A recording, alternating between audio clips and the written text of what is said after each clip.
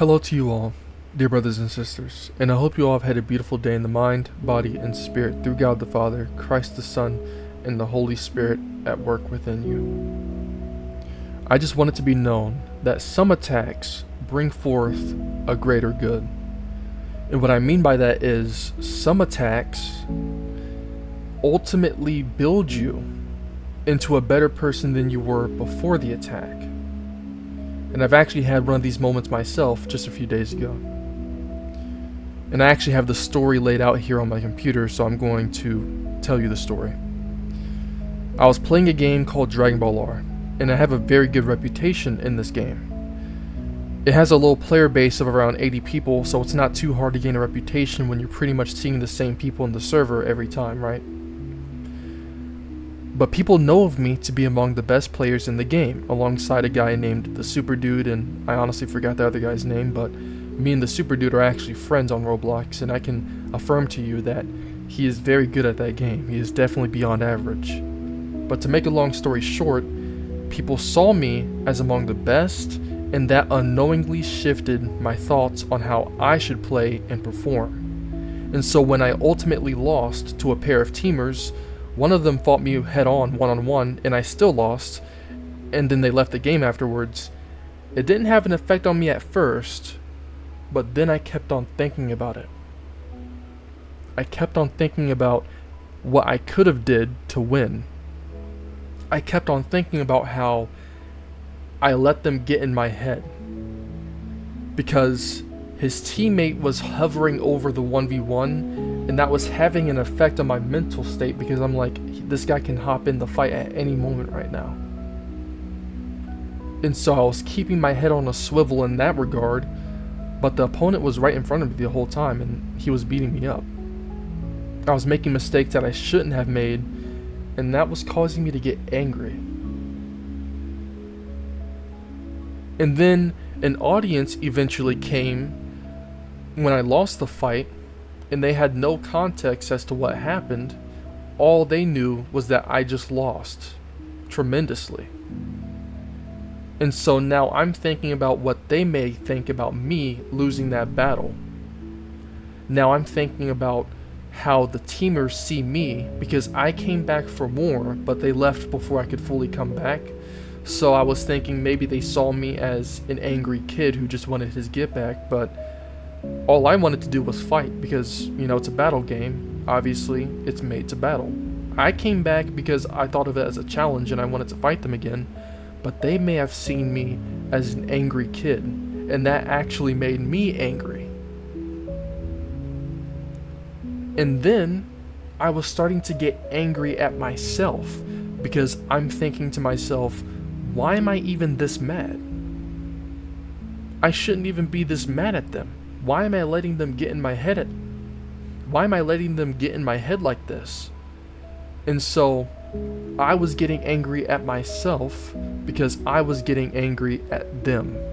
So it was this loop of anger, building up anger, building up anger, feeding anger, and even more anger.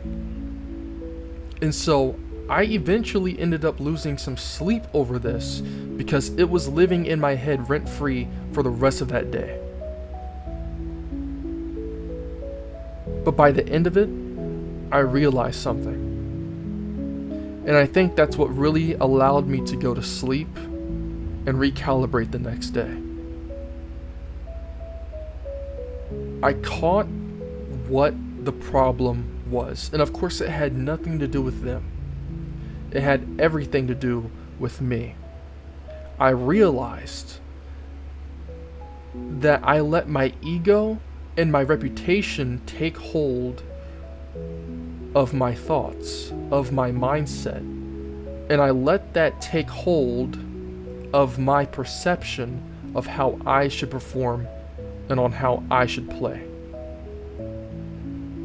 And so when I lost, and other people saw that I lost, it affected me greatly, because I didn't want to be seen as somebody who was bad at the game. I didn't want to be seen as somebody who was worse.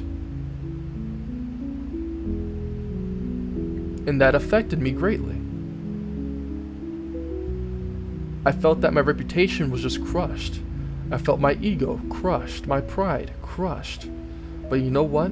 That's exactly what I needed. I needed that encounter. I needed that pain because it helped me realize the issue. And so, what do I do as a response? The same thing as it says in Ephesians. Since you have heard about Jesus and have learned the truth that comes from him, throw off your old sinful nature and your former way of life, which is corrupted by lust and deception. Instead, let the Spirit renew your thoughts and attitudes. Put on your new nature, created to be like God, truly righteous and holy. And so that's what I did. I quit Roblox. And if I quit Roblox, obviously, I've quit Dragon Ball R. Or at the very least, I'll be very rarely playing it. But I'm doing this to separate myself from what causes me to sin, from what causes me to get my ego all high and mighty. I'm departing myself from those sources of sin, and I'm letting the Spirit renew my thoughts and attitudes. And that right there is how an attack can bring forth a greater good. Because it shaped me into a person that's better. Now I'm starting to consider humility more. Now I'm starting to register my ego, my reputation, and I'm starting to keep in mind to not let that get a hold of me. Because I didn't even realize that was an issue of mine. Or at the very least, I didn't realize it was as vivid as it was then. But it was because of that it exposed within me, and I'm doing something to negate it. I'm doing something to assess it and do away with it. Okay? Think about Joseph in Genesis 37 all the way to the end of Genesis. It started off with Joseph having a dream of him being supreme over just about everybody else. His brothers definitely disliked him over that, especially considering he was a favorite among his father. And so they sold him into slavery. You may think, that's catastrophic, that's horrible. But one event led to another. One trial led to another. Him enduring and having faith in the Lord led to him being the second in command over all of Egypt. And so that slavery ultimately led him into becoming second in command over Egypt.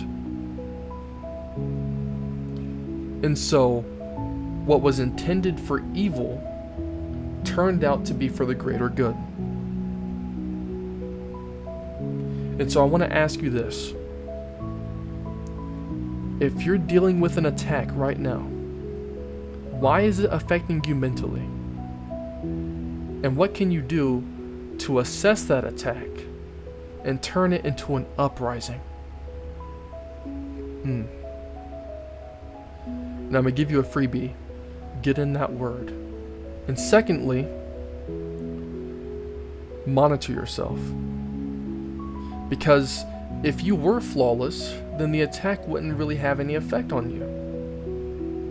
It wouldn't have such a big effect on you that it changes who you are, or that it changes you momentarily. But because it did, there's obviously an issue with you as well. It's not just the attacker, it's the one who's being attacked, because otherwise you wouldn't be affected by said attack.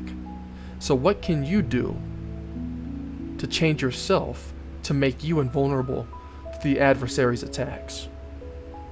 I love you all so much, and I'll see you all in the next video.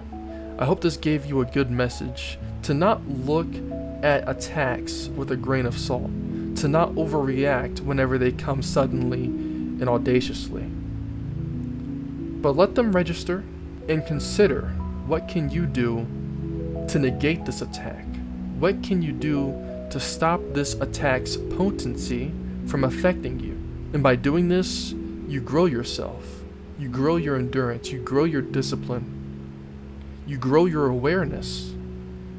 And you make yourself closer to the God who created you, the one who created all the lights in the heavens, the one who is always good and perfect, and always will be. I'll see you all in the next video. You'll have a good one. Peace out.